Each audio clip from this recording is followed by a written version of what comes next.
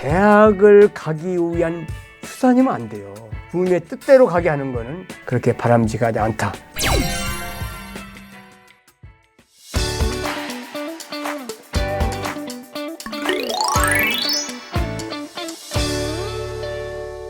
예, 전번에 제가 영재 강의를 하고 시간이 좀 지났죠. 오늘 다시 영재에 대한 강의를 하겠습니다. 제가 누구인지 아시겠죠? 송인서입니다. 스튜디오 좀 달라진 것 같아요. 이게 분위기가. 좋네요. 좀 이렇게 아늑한 감이 있고.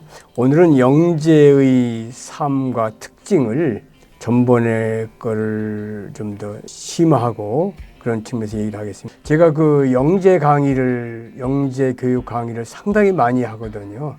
수백 명이 있는 가운데 또 뒤에는 학부모들이 있잖아요. 그때 제가 학생들한테 영재는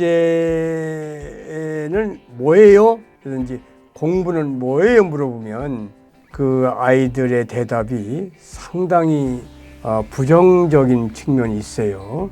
영재는 뭐 공부만 하는 거야 이렇게 하면은지 공부하기 싫어 이런 얘기를 하고 그러거든요. 근데 그게 자꾸 그 영재를 교육을 상당히 이제 부모님들의 요구에 의해서 억지로 시키기 때문에 그러지 않은가라는 생각을 하고 있는데요. 영재들은 뭐 공부를 잘해야 된다, IQ가 높아야 된다, 뭐 공부해가지고 뭐 어느 종류의 대학을 가야 된다라고 하는 그것보다는 영재라는 것은 어떤 일의 조숙성을 나타내고 자기 나름대로 세계를 만들고 그리고 몰입을 한다 이런 얘기를 좀 하고 싶어요. 내 자녀는 정말 특별한 일에 정말 몰두하는 게 있는지 특별한 일에 자신의 생각을 투입하는 게 있는지 자신만의 다른 사람과 비교할 수 없을 정도로 앞으로 나아가는지 이런 시각에서 여러분들은 내 자녀를 보는 그런 게 필요할 것 같고요. 이건 굉장히 중요하고요. 그래서 영재가 가지고 있는 특성을 100% 발휘해서 잘 성장할수록 돕는 것이 어떤가라는 생각을 하겠고요. 대학 입시를 위해서는 모든 걸 잘해야 하잖아요. 그런 이제 서로 갈등이 있잖아요. 만약에 어떤 학생이 언어 능력과 수리 능력과 사회 능력과 디자인 능력을 동시에 그 일을 하는데 시간을 보낸다고 하면 어떻겠어요? 시간이 이렇게 분배되잖아요. 그럼 영재의 특성은 상당히 죽고 영재의 특성은 평준화가 되는데요. 우리는 이렇게 하면 좋을 것 같아요. 여러 가지 능력을 물론 평균 잘해야죠. 그래서 대학을 가니까요. 하되 특별히 보이는 거에 대한 좀 더 관심을 두고 그 특성을 개발하는 데 노력을 할 필요가 있다. 그러니까 5개 능력이 있다고 해보자요. 그럼 5개 평균적으로 잘해야 대학 가잖아요. 물론 중요해요. 대학을 가야 되니까요. 근데 그 중에서 만약에 이 아이는 수리 능력에 특히 관심이 있고 노력한다면 그쪽에 좀 더 관심을 두는 게 영재 교육에 필요하다는 얘기를 하는 거예요. 자, 그럼 이해가 되셨죠? 영재는 평준화된 사람보다는 특별한 특성을 좀 강화할 필요가 있다. 영재들은 제가 아까 뭐라 그랬죠? 조속성이 있다 그랬죠. 그러니까 같은 시간에 좀 더 많은 정보를 통합하고 분석하고 엄청난 데이터를 동시에 처리하는 능력이 있고요. 어떤 일에 집중하면 그 일을 멈출 수 없다는 특징을 가지고 있어요. 그리고 영재는 때로는 자신의 친구와의 거리를 둬요. 그리고 또래가 관심을 가지고 있는 주제에 자기 관심을 투입하는 걸 싫어해요. 이 얘기는 뭐냐면 또래와 잘 어울릴 수 없다는 얘기죠. 그 얘기는 뭐냐면 아까 제가 말씀드린 것처럼 스스로의 세계와 자생력이 있다 이거예요. 이때 부모님들은 잘하셔야 돼요. 그걸 문제시한다든지 그걸 혼내든지 이렇게 하면 절대로 안 되고요.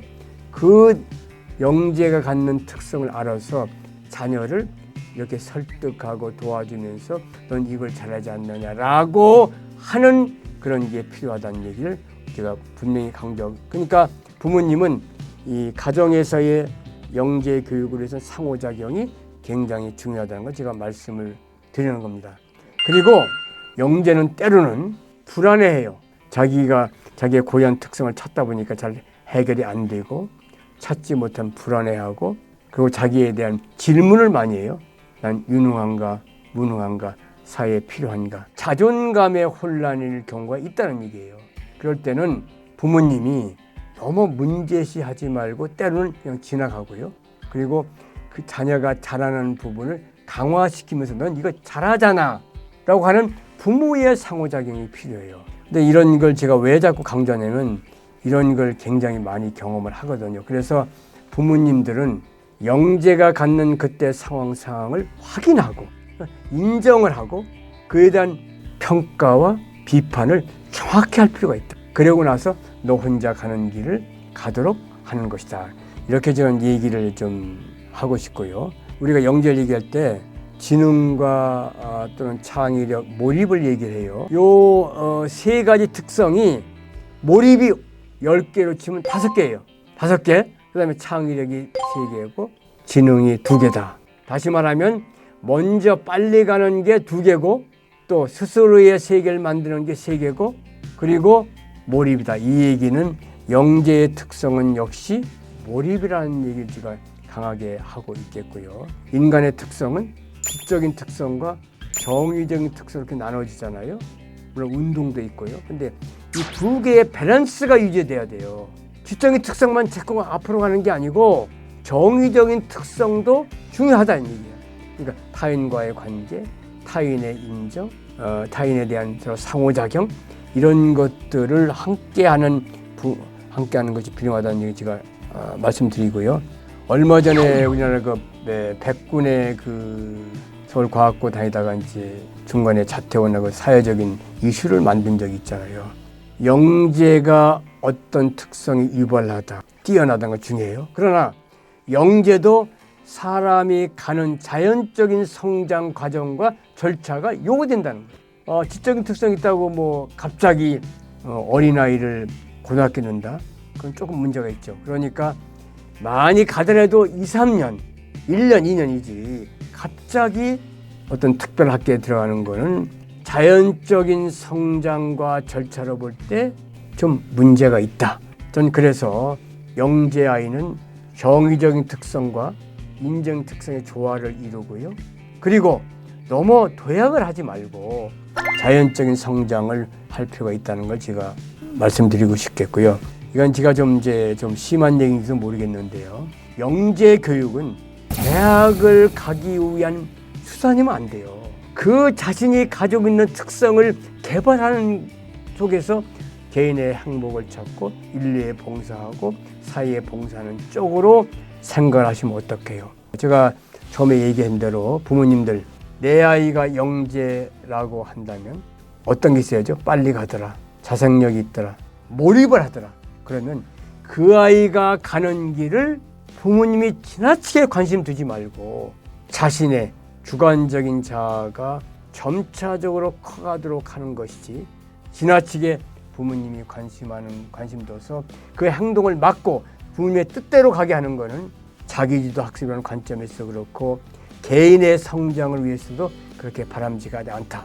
내 자녀가 영재라고 한다면 그 가는 길을 놔두는 부모님의 지혜를 통해서 영재로 성장을 하고 한국 사회에 귀하고 인류에 귀하고 그리고 자신의 행복을 찾는 사람으로 성장하도록 부모님의 도움이 필요합니다. 예, 감사합니다. 됐어요? 너 빠르지 않았죠? 빠르잖아.